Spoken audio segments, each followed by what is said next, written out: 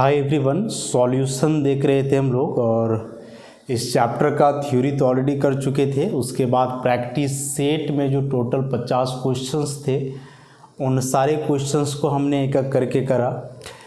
अब हम लोग क्या करेंगे कि इस चैप्टर का जो न्यूमेरिकल प्रॉब्लम्स है एन सिन्हा बुक का एनसीईआरटी का तो मैक्सिमम क्वेश्चंस हम लोग थ्योरी करते समय ही कर चुके थे। चूँकि फिजिकल केमिस्ट्री का चैप्टर है, एग्ज़ाम में मैक्सिमम चांसेस होता है न्यूमेरिकल पूछने का। कोई भी फिजिकल केमिस्ट्री का कोई भी चैप्टर हो, न्यूमेरिकल पोर्शन ही मेन होता है। खास करके ऐसे चैप्टर से जैसे सॉलिड स्टेट चैप्टर में उतना न्यूमेरिकल नहीं था तो उससे बहुत ज़्यादा चांसेस नहीं होता है। लेकिन सॉल्यूशन है, इलेक्ट्रोकेमिस्ट्री है, केमिकल काइनेटिक्स हैं, ये तीन ऐसे फिजिकल केमिस्ट्री के चैप्टर हैं क्लास 12 में जिनसे न्यूमेरिकल प्रॉब्लम ही एग्ज़ाम में होता है, चाहे वह आप बोर्ड का एग्ज़ाम लो या कोई कॉम्पिटिटिव एग्जामिनेशन लो। अब एन सिन्हा बुक में देखोगे तो टोटल 70 क्वेश्चंस हैं, 70, वो भी कंसंट्रेशन को छोड़ के, मतलब मोलैलिटी वगैरह जो हम लोग पढ़े उस कंसंट्रेशन टर्म को छोड़ दो तो रॉल्ड्स लॉ, हेनरी लॉ, उसके बाद कॉलिगेटिव प्रॉपर्टीज में जो 4 हमने पढ़ा, वांट ऑफ फैक्टर से रिलेटेड कुछ देखे थे।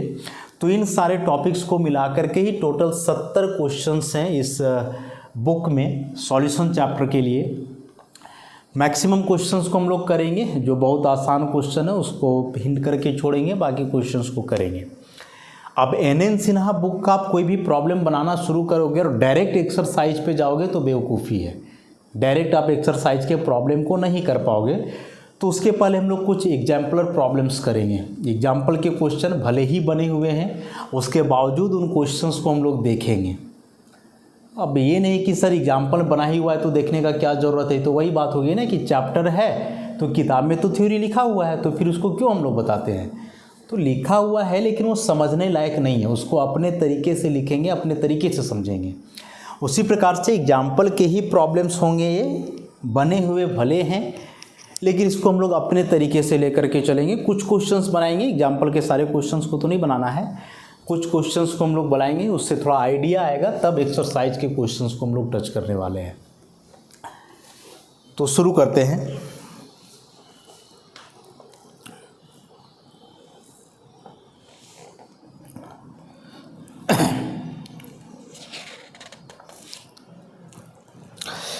आईआईटी रुड़की का पूछा हुआ क्वेश्चन जो है एग्जाम्पल नंबर 2 कि द वेपर प्रेशर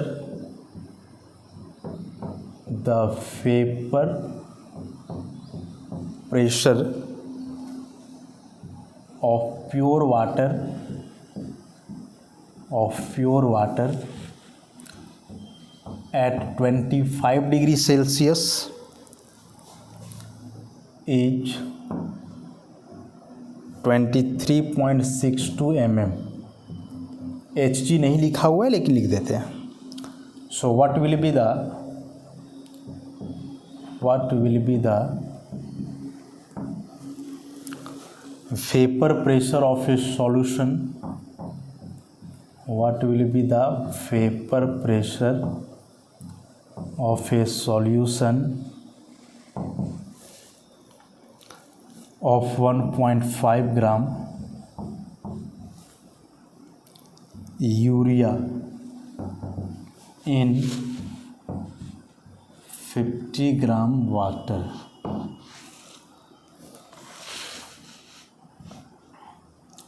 एक टाइप का हो गया है, आईआईटी रुड़की का पूछा हुआ क्वेश्चन है।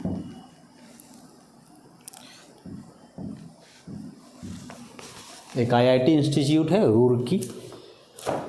एंट्रेंस एग्जामिनेशन जो होता है, वे जो एंट्रेंस एग्ज़ाम लेते हैं, चाहे आईटीजी का हो या फिर आईटी जैम वगैरह का भी जो एग्जामिनेशंस होते हैं उसके लिए, तो क्वेश्चन कुछ अलग या बहुत ख़ास नहीं है। आईआईटी देख करके क्वेश्चन को छोड़ा नहीं जाता है। सिंपल सा क्वेश्चन है कि vapour pressure of pure water at 25 degree Celsius. देखो हमेशा याद रखोगे कि वह वेपर प्रेशर की जब भी बात करेगा ना तो टेम्परेचर को ज़रूर मेंशन करेगा, क्योंकि वेपर प्रेशर टेम्परेचर के साथ वेरी करता है।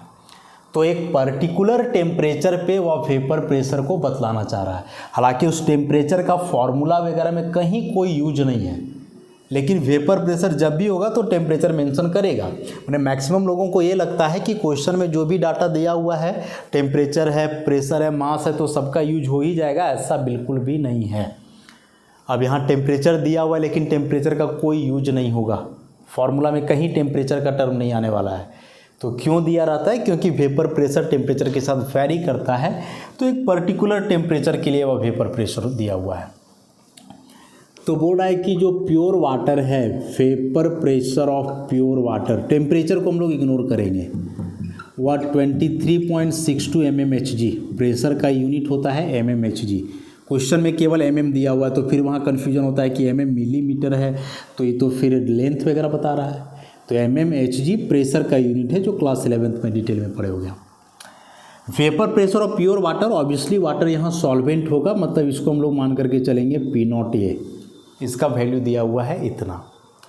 What will be the vapour pressure of A solution, direct यहाँ से क्वेश्चन पूछा है कि वेपर प्रेशर ऑफ सॉल्यूशन क्या होगा, मतलब P, क्वेश्चन में यही है।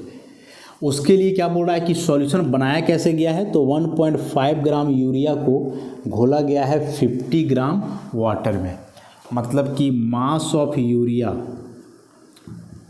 1.5 gram and mass of water 50 ग्राम।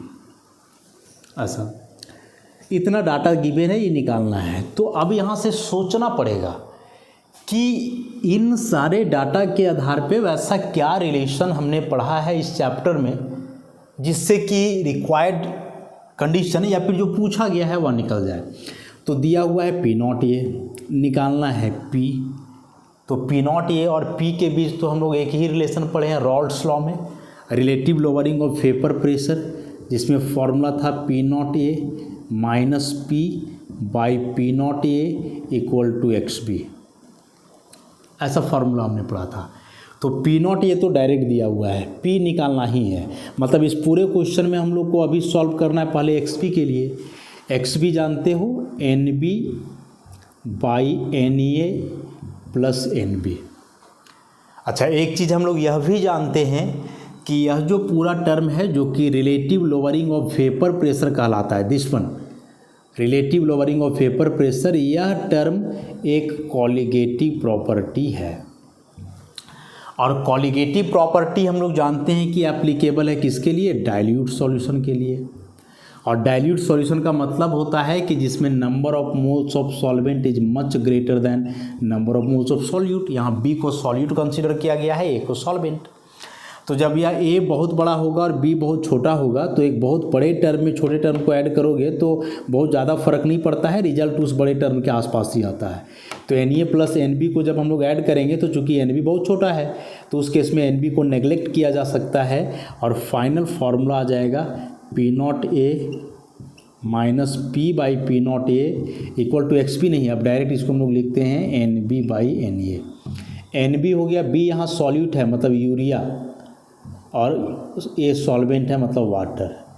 तो कहने का मतलब कि हम लोग को निकालना है यूरिया का नंबर ऑफ मोल्स और वाटर का नंबर ऑफ मोल्स। ये दोनों पता चल गए, फार्मूला में हम लोग पुट कर देंगे तो आ जाएगा pressure. Molar mass of urea 60 ग्राम पर मोल, फार्मूला से निकालते हैं। मोलर मास ऑफ वाटर 18 ग्राम पर मोल। क्या हो जाएगा, नंबर ऑफ मोल्स का formula given mass by molar mass, तो 1.5 ग्राम, दिस इज 60 ग्राम पर मोल। ये पॉइंट हटाओगे, नीचे 10 से गुना होगा, 15 चौके 60 मतलब 1/40 मोल। इसको करो वैसे ही, नंबर ऑफ मोल्स तो given mass by molar mass 50/18, तो इसको डिवाइड करोगे, पॉइंट में भी ला सकते हो या इतना ही छोड़ सकते हो, यदि इधर हम लोग फ्रैक्शन में छोड़े हैं तो निकल गया नंबर ऑफ मोल्स। अब यहाँ से चलो P0 ये दिया हुआ direct 23.62 minus P 23.62, number of moles of urea जो है 1/40 और ये हो गया 50/18, तो ये 1/40 18 चला जाएगा ऊपर, 50 आ जाएगा नीचे। इसको सॉल्व कर देना है। 2 9 18, ये हो जाएगा यहाँ 20, तो ये जाएगा 9/1000 ऐसा, तो आ जाएगा 0.009। अब इधर बचा हम लोग का 23.62 माइनस पी 23.62 हो गया। इसको क्रॉस मल्टीप्लाई करो, डिवाइड वगैरह करो, तो यहाँ से पी का वैल्यू आ जाएगा। ऑब्वियसली जो पी का वैल्यू यहाँ आएगा वह लेस देन होगा 23.62 का। हाँ, आंसर जो भी आए इससे कम आना चाहिए। क्यों? क्योंकि पढ़े हम लोग रॉल्स लॉ में, या वैसे भी पढ़ें कि जब भी किसी प्योर लिक्विड सॉल्वेंट में कोई नॉन वोलाटाइल सॉल्यूट को मिलाया जाता है तो उसका वेपर प्रेशर कम हो जाता है, क्योंकि मिलाने वाला सॉल्यूट नॉन वोलाटाइल है, वह सरफेस ऑक्यूपाई करेगा और वेपर फेज में कोई कंट्रीब्यूशन नहीं कर पाता है, तो नंबर ऑफ वेपर मॉलिक्यूल्स जो है डिक्रीज कर जाते हैं। इसलिए तो यह क्वेश्चन हम लोग कर लिया। अब यह क्वेश्चन की मतलब कि इस टाइप का जितना भी क्वेश्चन आएगा उसको हम लोग कर लेने वाले हैं, उसमें हिचकिचाने का कोई बात ही नहीं है, आसानी से हो जाएगा ऐसे क्वेश्चन यदि आए तो। रॉल्स लॉ से रिलेटेड या इसी को कॉलिगेटिव प्रॉपर्टी से रिलेट कर सकते हैं हम लोग।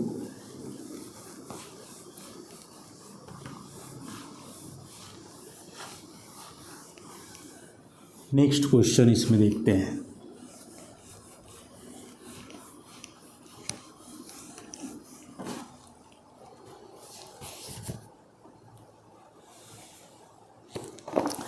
इसी फॉर्मूला पे बेस्ड है एग्जाम्पल नंबर 3, अलग नहीं है, सेम इसी पे है।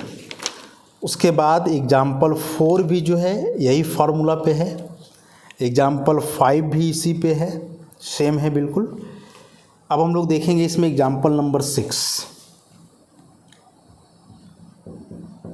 एग्जाम्पल नंबर 6 बड़ा क्वेश्चन है, तो पूरा क्वेश्चन एक करके लिखने का ज़रूरत नहीं है। यहाँ क्या बोल रहा है क्वेश्चन में कि इथेनॉल और मिथेनॉल मिल करके नियरली एक आइडियल सॉल्यूशन बना रहे हैं, आइडियल सॉल्यूशन बना रहे हैं।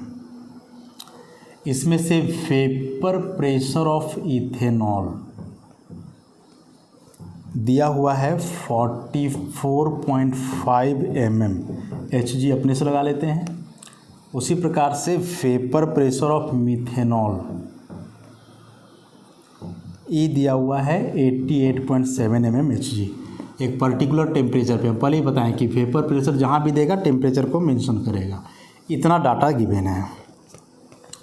अब इसमें से ए नंबर में पूछा है कि यदि 60 ग्राम इथेनॉल को मिलाया जाता है 40 ग्राम मिथेनॉल में, ऐसा, तो मोल फ्रैक्शन क्या होगा दोनों का? तो मोल फ्रैक्शन क्या होगा दोनों का? पहला क्वेश्चन यही है। तो एक करके ही हम लोग सॉल्व करते हैं। अभी तक के अनुसार मोल फ्रैक्शन तो निकल ही जाना है। मोल फ्रैक्शन हम लोग जानते हैं कि नंबर ऑफ मोल्स का रेशियो होता है। मोल फ्रैक्शन जो है वह नंबर ऑफ मोल्स का क्या होता है? रेशियो होता है।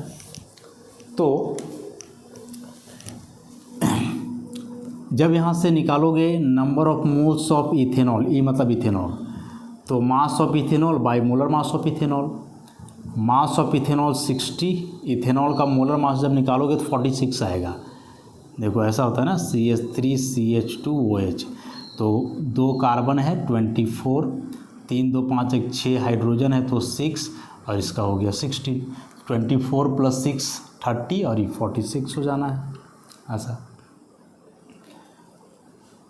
इतना ही रहने दो। उसी प्रकार से जब निकालोगे number of moles of methanol, तो given mass by molar mass, so given mass is 40, molar mass कितना आ जाएगा? तो इसमें से 14 घटा दो तो आ जाएगा 32 CH3OH।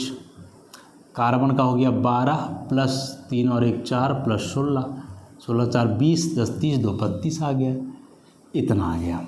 सिंप्लीफाई किया जा सकता है इसको, सिंप्लीफाई करोगे तो बहुत भी तोड़ोगे तो क्या टूटेगा? ये हो जाएगा 30/23 और ये हो जाएगा 20 बाई, अच्छा ये और भी टूट सकता है,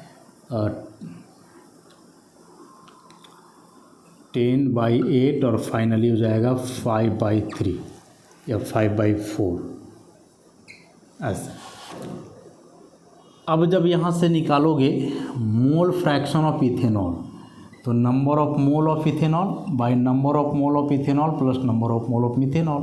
तो number of mole of ethanol तो थोड़ा कॉम्प्लिकेटेड आ गया है, 30/23, फिर हो जाएगा 30/23 प्लस 5/4।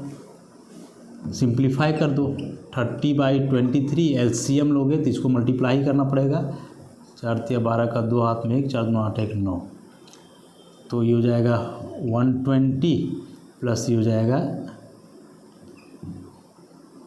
115। अगेन सॉल्व करो तो 30/23 92 चला जाएगा ऊपर, नीचे बचेगा 235। ये कट जाएगा 4 बार में, ये भी कट जाएगा इतना, तो आ गया 24/47। ई मोल फ्रैक्शन ऑफ इथेनॉल आ गया 24/47। तो मोल फ्रैक्शन ऑफ मिथेनॉल निकालोगे तो ऐसा ही फार्मूला लगा या 1 माइनस कर दो 24/47, तो हो जाना है 47 माइनस 24/47, तो आ जाएगा 23/47 ऐसा। तो दोनों का मोल फ्रैक्शन तो यहाँ से निकल गया, मोल फ्रैक्शन में कोई दिक्कत नहीं हुआ। अब आगे बढ़ोगे इसमें, या इसी को पॉइंट में जब लिखोगे सॉल्व करके, तो पॉइंट में लिखने के बाद जो है इथेनॉल का मोल फ्रैक्शन आता है 0.51, तो इसका हो जाएगा 0.49। देख लो एकदम आधा से थोड़ा कम है, जैसे 47 का आधा हो जाएगा 23.5, यहाँ यदि 46 रहता तो आता 0.5, लेकिन थोड़ा सा कम है इसलिए 0.5 से थोड़ा सा कम आया। तो एक काम हो गया, मतलब अभी तक हम लोग यहाँ से नोट करके रखेंगे कि मोल फ्रैक्शन ऑफ इथेनॉल निकाल लिए 0.51 और मोल फ्रैक्शन ऑफ मिथेनॉल आ गया 0.49। बस पहला क्वेश्चन में हो गया, क्योंकि इसके आगे भी कुछ करना है तो मोल फ्रैक्शन का तो ज़रूरत पड़ेगा ही डेफिनेटली। नेक्स्ट आप बी नंबर में देखें, ये भी आईआईटी का क्वेश्चन है, बड़ा है लेकिन आसान है।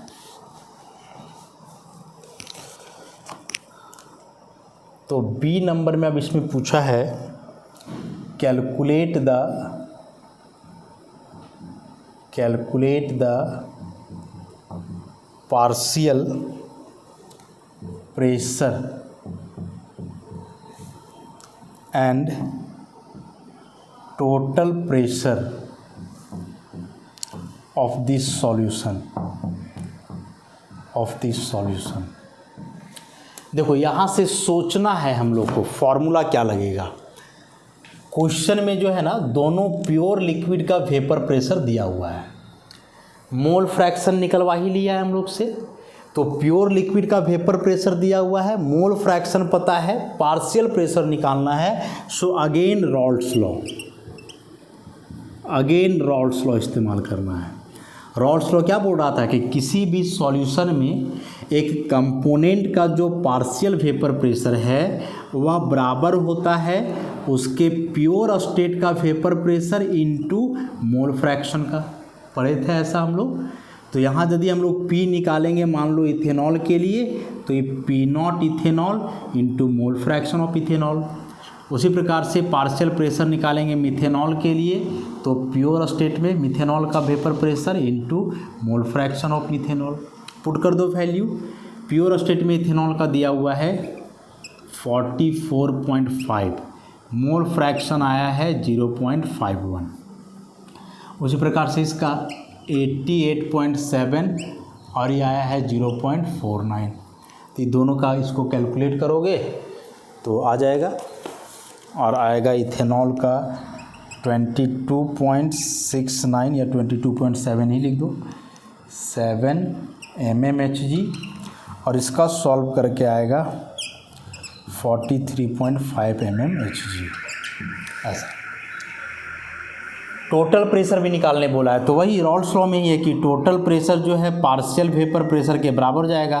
Partial vapour pressure of ethanol plus partial vapour pressure of methanol, दोनों का निकाले ही हो। 22.7 प्लस 43.5 mmHg कितना आ जाएगा?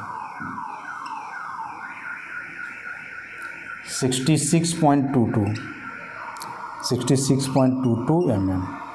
ऐसा उसके बाद अब तीसरा नंबर क्वेश्चन में क्या बोल रहा है कि वेपर फेज में मिथेनॉल और इथेनॉल का वेपर कंपोजिशन निकालो। पहला में मोल फ्रैक्शन निकालना था, निकाल लिए। सेकेंड बारी दोनों कंपोनेंट का पार्शियल वेपर प्रेशर पूछा, फिर टोटल वेपर प्रेशर पूछा, वो भी कर लिए। अब तीसरा नंबर में इसमें क्या बोल रहा है कि मोल fraction of methanol and ethanol in the vapour phase, कि वेपर फेज में दोनों का मोल फ्रैक्शन कितना होगा। तो देखो शुरू में जो मोल फ्रैक्शन हम लोग निकाले ना, दिस वन, यह सॉल्यूशन का था कि इथेनॉल भी है मिथेनॉल भी है, दोनों सॉल्यूशन में, इसका कम अलग इसका अलग। अब जब दोनों को हीट करेंगे तो वेपर बनेगा, और चूंकि दोनों वोलाटाइल लिक्विड है तो वेपर इथेनॉल का भी बनेगा, वेपर मिथेनॉल का भी बनेगा। तो अब वेपर में मोल फ्रैक्शन कितना होगा, तो उसके लिए तो फॉर्मूला हम लोग पढ़े ही चैप्टर में कि यदि निकालना हो mole fraction in the vapour phase, तो इसका फॉर्मूला होता है partial vapour pressure by total vapour pressure. Simple सा चीज़ है। तो निकालो, जब यहाँ निकालोगे इथेनॉल के लिए, तो इथेनॉल का पार्शियल वेपर प्रेशर आया 22.7, टोटल वेपर प्रेशर आया 66.2। उसी प्रकार से मिथेनॉल का तो partial vapour pressure 43.5, total vapour pressure 66.2। Solve कर दो, जो आएगा वही आंसर हो जाएगा इसका। तो इसमें 3 क्वेश्चन थे, ऑब्वियसली एग्जाम में आया होगा तो कोई बड़ा मार्क्स का क्वेश्चन होगा। तो पहला क्वेश्चन में मोल फ्रैक्शन था जो आसानी से निकल गया। मोल फ्रैक्शन आप निकाले, उसके बाद ही निकला पार्शियल वेपर प्रेशर, क्योंकि पार्शियल वेपर प्रेशर के लिए मोल फ्रैक्शन एकदम ज़रूरी था, वह निकल गया। उसके बाद निकालना था वेपर फेज में मोल फ्रैक्शन, और वेपर फेज में मोल फ्रैक्शन तभी निकलता जब पार्शियल वेपर प्रेशर पता होता। इसको याद रखना है। वेपर फेज में जो मोल फ्रैक्शन है उसका फॉर्मूला हो गया partial vapour pressure by total vapour pressure. और इस तरह से 3 क्वेश्चन जो है एक सिंगल, मतलब ऐसा क्वेश्चन हम लोग NCERT के लिए भी सॉल्व किए थे, यहाँ भी आ गया। एग्ज़ाम में आता है तो कोई बड़ा मार्क्स का क्वेश्चन होगा, 5 मार्क्स के लिए, 3 मार्क्स के लिए, ऐसे। तो आसान था, बड़ा था लेकिन आसान था। डाटा देखो, और जो डाटा दिए हुए हैं उन डाटा को एक दूसरे से रिलेट करो, और रिलेट करने के बाद देखो कि ये मैच किससे कर रहे हैं और इससे क्या फॉर्मूला आएगा। उसके लिए चैप्टर का थ्योरी मतलब कि फॉर्मूला पता होना चाहिए। ऐसा ही क्वेश्चन नंबर एग्जाम्पल 7 भी है, सेम क्वेश्चन है। आगे बढ़ोगे तो क्वेश्चन 9 नंबर वगैरह भी ऐसा ही है, 8 भी ऐसा ही है, सिमिलर क्वेश्चंस हैं। कोई भी चैप्टर का न्यूमेरिकल आप बनाओगे, जब तक उसका थ्योरी कंप्लीट ना हो आप न्यूमेरिकल डायरेक्ट कभी भी सॉल्व नहीं कर सकते हो, नेवर। तो कुछ क्वेश्चंस और हम लोग देखें। हाँ, एक क्वेश्चन और, एग्जाम्पल नंबर 9 थोड़ा सा अलग है। एग्जाम्पल नंबर 9, और ये क्वेश्चन क्या है, क्वेश्चन को लिखना पड़ेगा। क्वेश्चन बोल रहा है the molar volume of liquid benzene, जिसका डेंसिटी दिया हुआ है 0.877 ग्राम पर ml, increases by a factor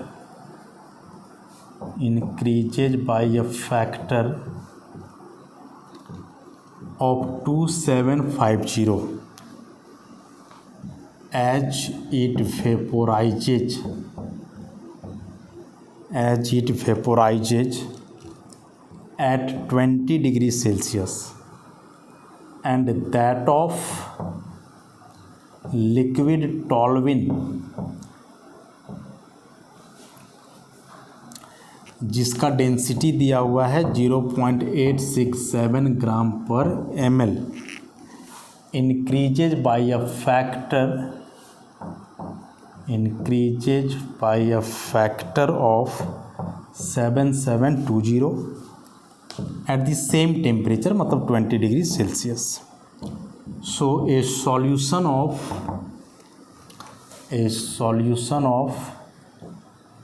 benzene and toluene at 20 degrees Celsius has a vapor pressure of 46 torr. So find the mole fraction of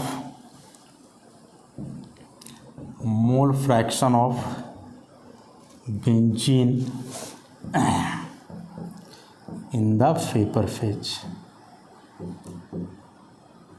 Rawls law का ही question है, लेकिन थोड़ा सा इसको अलग करके दिया है, उसी से हम लोग को पता करना है। और अलग क्या क्या ध्यान देना, बोला है कि लिक्विड बेंजीन जिसका कि डेंसिटी इतना है, उसका वेपर प्रेशर जो है वह इस फैक्टर से इंक्रीज करता है, सॉरी वेपर प्रेशर नहीं, वॉल्यूम इस फैक्टर से इंक्रीज करता है। एक बर्तन में बेंजीन और टॉलविन लिया हुआ है, समझोगे, बेंजीन प्लस टॉलविन, दोनों का अलग अलग डेंसिटी दिया हुआ है और दोनों का मोलर मास फार्मूला से निकल ही जाएगा। बेंजीन का C6H6, इसका C6H5CH3, मतलब C7H8। अब वो रहा है कि दोनों को जो है हम लोग वेपर में बदल रहे हैं, हीट कर रहे हैं, तो वेपर में जाने के बाद बेंजीन का वॉल्यूम बढ़ जाता है इतना फैक्टर से और टॉलविन का बढ़ जाता है इतना। अब बोल रहा है कि बेंजीन और टॉलविन दोनों को मिला करके जो है वेपर प्रेशर बन रहा है 46 टॉर। तो वेपर फेज में बेंजीन का मोल फ्रैक्शन क्या होगा, ये वेपर फेज में मोल फ्रैक्शन पूछ रहा है। ऐसा क्वेश्चन अभी ही हम लोग किए थे, लेकिन यहाँ डाटा डायरेक्ट गिवन नहीं है। वेपर फेज में मोल फ्रैक्शन का क्या था, वेपर फेज में मोल फ्रैक्शन का फॉर्मूला था, मोल फ्रैक्शन का partial vapour pressure by total vapour pressure. तो यहाँ टोटल वेपर प्रेशर तो हम लोग को पता है 46 टोर, पार्शियल वेपर प्रेशर वगैरह पता नहीं है, तो कैसे निकालेंगे देखना।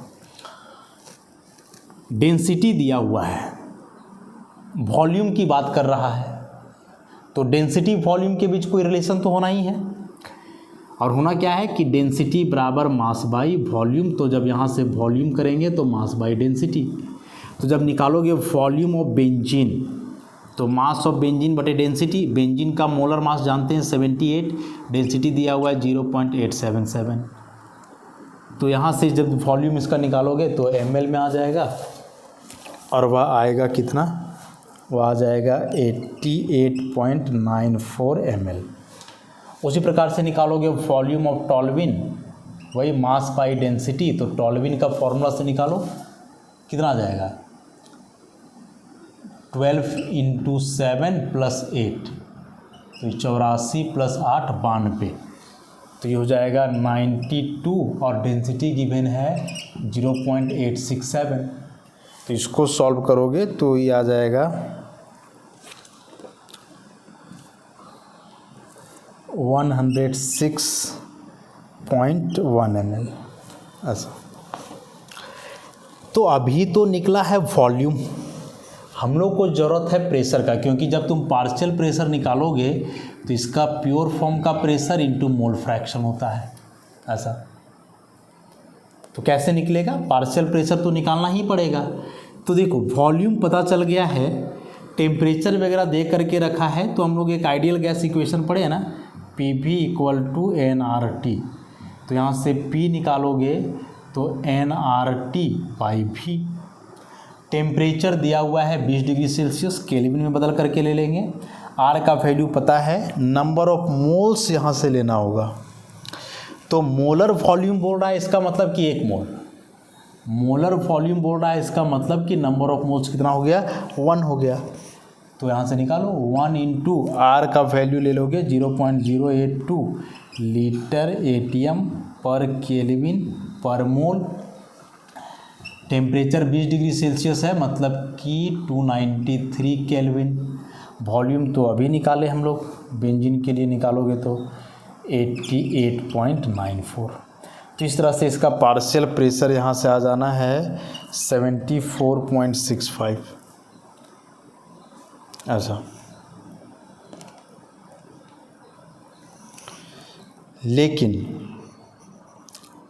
वॉल्यूम जो है हम लोग को इतना नहीं लेना है। क्यों नहीं लेना है, क्योंकि यह जो वॉल्यूम हमने निकाला यह है लिक्विड फेज का, जबकि वेपर फेज का कंपोजिशन निकालना है। और बोल रहा है कि वेपर फेज में जाने के बाद इसका वॉल्यूम इस फैक्टर से इंक्रीज कर रहा है। तो वॉल्यूम जो भी यहाँ है 88.94, इस 88.94 को मल्टीप्लाई करना होगा 2750 से, इतना से मल्टीप्लाई करना होगा। ऐसा।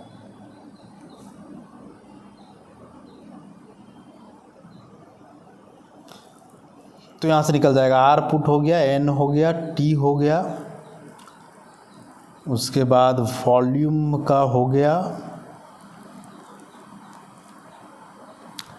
उसके अतिरिक्त देखोगे तो क्या किया है कि यह जो R का यूनिट है, समझोगे ध्यान से, और उसके बाद यहाँ यह जो यूनिट है, यह जो वॉल्यूम है ऑब्वियसली ml में है। वॉल्यूम किस में है, ml में है। तो ml में है, जबकि यहाँ लीटर। तो ml को आप लीटर में करोगे तो इसको 10⁻³ से करना होगा, कर दिए। और यह ATM में दिया हुआ है तो ATM को बदलना होगा टॉर में, क्योंकि टोटल प्रेशर दिया हुआ है टॉर में। तो एक ATM = होता है 760 टॉर, याद रखेंगे।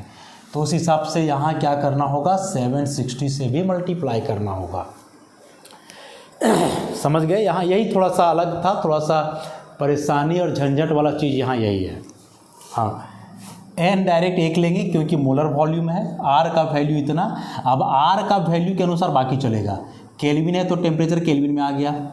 प्रेशर ATM में यहाँ होता है, जबकि यहाँ क्वेश्चन में टॉर में दिया हुआ है, तो एक ATM बराबर उतना टॉर होता है। तो अभी फाइनली ATM बदल जाएगा किस में, टॉर में।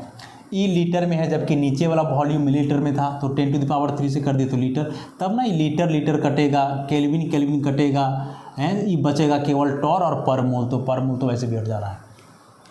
तो फाइनली यहाँ से प्रेशर आ जाएगा किस में, टॉर में। और उसी प्रकार से आप प्रेशर निकालोगे किसके लिए, टॉल्विन के लिए। दोनों का प्रेशर निकल जाएगा, उसके बाद मोल फ्रैक्शन निकाल लोगे। और मोल फ्रैक्शन कैसे निकालोगे, तो फॉर्मूला जो है P0A × XA + P0P × XB। देखो टोटल प्रेशर पता है, पार्शियल प्रेशर दोनों का निकल जाएगा, मोल फ्रैक्शन किसी का नहीं पता है। तो क्या करोगे, XB को लिख देना 1 - XA। तो सॉल्व करोगे तो अब अननोन टर्म केवल क्या बचा, XA, बाकी सब पता है। तो यहाँ से XA फाइंड आउट हो जाएगा, फिर XB, उसके बाद आगे बढ़ जाओगे। मतलब बुक में उसके बाद तो सॉल्व किया ही हुआ है, तो समझ जाओगे। मेन यहाँ समझना था, और बुक में यही सब परेशानी होता है, खास करके इस NMC बुक में क्लैरिफाई नहीं होता है। तो यहाँ यह जो मल्टीप्लिकेशन था 760 और 10⁻³ से इसलिए था, इस यूनिट को सॉल्व करने के लिए। हम लोग न्यूमेरिकल बनाते हैं, यूनिट को ध्यान ही नहीं देते हैं, डायरेक्ट वैल्यू पुट करते हैं। जबकि न्यूमेरिकल में सबसे बड़ा चीज़ यही है कि यूनिट सारे सॉल्व होने चाहिए, कटने चाहिए, जो निकालना है केवल वही बचना चाहिए। और इसलिए तो यहाँ परेशानी हुआ ना, एटीएम को टॉर में बदलने के लिए इतना से मल्टीप्लाई करना पड़ा, इस मिलीलीटर को लीटर में बदलने के लिए इतना से मल्टीप्लाई करना पड़ा, तब जाकर के यूनिट सारे कटे और हम लोग का फाइनल यूनिट प्रेशर का टॉर में आ गया। समझ गए? तो इसके बाद सॉल्यूशन हो जाएगा। तो इस तरह से एक रॉल्ट्स लॉ जो है इसमें, या कॉलिगेटिव प्रॉपर्टी का ही पहला समझ लो, relative lowering of vapour pressure, उसमें ऐसे 3-4 इंपॉर्टेंट क्वेश्चंस थे जो हम लोग किए। इसके अलावा जो है सिमिलर क्वेश्चंस है, आप एग्जाम्पल के सारे क्वेश्चन को एक बार प्रैक्टिस करोगे तो समझ में आ जाएगा।